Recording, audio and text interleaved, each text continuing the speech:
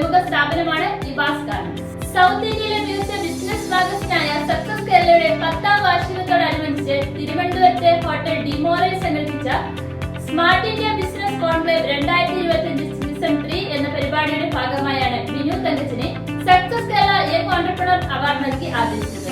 മന്ത്രിമാരായ രാമചന്ദ്രൻ കടന്നപ്പള്ളിയും ജെ ചിഞ്ചുറാണിയും ചേർന്ന് പുരസ്കാരം സമ്മാനിച്ചു. V K. Prashant MLA. Excellence certificate കൈമാറി. വാർഷികാഘോഷത്തിന്റെ ഉദ്ഘാടനം മന്ത്രിമാരായ രാമചന്ദ്രൻ കടന്നപ്പള്ളിയും ചിഞ്ചുറാണിയും ചേർന്ന് നിർവഹിച്ചു.